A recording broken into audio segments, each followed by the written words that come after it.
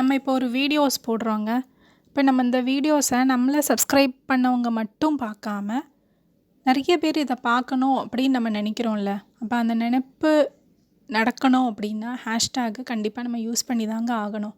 அப்போ ஹேஷ்டேக் எதுக்காக யூஸ் பண்றோம்? எப்படி யூஸ் பண்ணணும்? அதை எங்க எழுதணும்? அப்படிங்கிறது தான் நம்ம இந்த வீடியோல பார்க்க போறோம். ஹேஷ்டேக் எதுக்கு அப்படின்னா, ஈஸியா வீடியோஸை கண்டுபிடிக்கிறதுக்காக யூஸ் பண்ணுறது தான் ஹேஷ்டேக். டெய்லி நிறைய பேர் வீடியோஸ் அப்லோட் பண்ணுறாங்க. அதே மாதிரி டெய்லி நிறைய பேர் வீடியோஸ் பார்க்கணுங்கிறதுக்காகவும் சர்ச் பண்ணுவாங்க. அப்போ அவங்க சர்ச் பண்ணுற வீடியோவில் நம்மளோட வீடியோ வரணும் அப்படின்னா நம்ம ஹேஷ்டேக் கொடுக்குறது தாங்க நல்லது. ஒரு எக்ஸாம்பிள் சொல்கிறேன். இப்போ மெடிக்கல் கடையில் நம்ம போய் மாத்திரை வாங்க போகும்போது நம்ம கொடுக்குற மாத்திரையை கடைக்காரர் சீக்கிரமாக எடுத்து தராங்க. எப்படி எடுத்து தராங்க? அப்போ அவங்க என்ன பண்ணியிருக்காங்க அப்படின்னா அது ப்ராப்பராக அரேஞ்ச் பண்ணியிருக்காங்க. இப்போது ஆல்ஃபபெட் ஏல இருக்கிறது இந்த பாக்ஸில், பியில் இந்த பாக்ஸில் அப்படின்னு சொல்லி அரேஞ்ச் பண்ணி வச்சுருக்காங்க. அப்போ இந்த மாதிரி அரேஞ்ச் பண்ணதுனால தான் நமக்கு சீக்கிரமாக எடுத்து கொடுக்க முடியுது.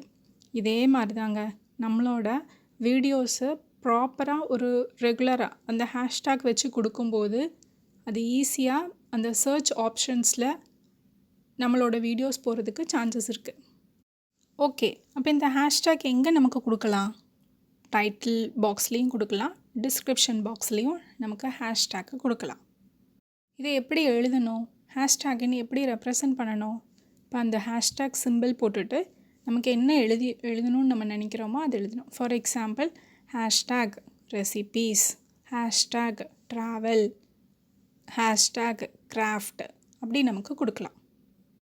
நிறைய பாலிசிஸ் இருக்குது ஹேஷ்டேக் எழுதுறதுக்கு. அதில் நான் ஒரு 3 பாலிசி மட்டும் இப்போ நான் சொல்கிறேன். ஹேஷ்டேக் எழுதும்போது ஸ்பேஸ் வரக்கூடாது. 2 வார்த்தைகளுக்கு இடையில் ஸ்பேஸ் வரக்கூடாது. ஃபார் எக்ஸாம்பிள் பிரேக்ஃபாஸ்ட் ரெசிபீஸ்னு எழுதும்போது அது 2க்கும் ஸ்பேஸ் வராமல் நம்ம பார்த்துக்கணும். அதே மாதிரி நம்ம போட்டிருக்கிற வீடியோவுக்கு தகுந்த மாதிரி இருக்கணும் நம்மளோட ஹேஷ்டேக்கு. வீடியோ ஒன்றும் ஹேஷ்டேக் ஒன்றும் அப்படி வேறு மாதிரி மாற்றிலாம் எழுதக்கூடாது. ஓவர் டேக்கிங்கும் வரக்கூடாது. ஓவர் டேக்கிங்னு அவங்க உத்தேசிக்கிறது என்ன அப்படின்னா, நிறைய ஹேஷ்டேக் 10-15 ஹேஷ்டேக்கு நம்ம எழுதக்கூடாது. ஹேஷ்டேக்கு நிறைய கொடுத்தோம் அப்படின்னா அதுக்கு எது எடுக்கணும் அப்படின்றது தெரியாததுனால அது ஒன்றுமே அது கன்சிடரே பண்ணாது.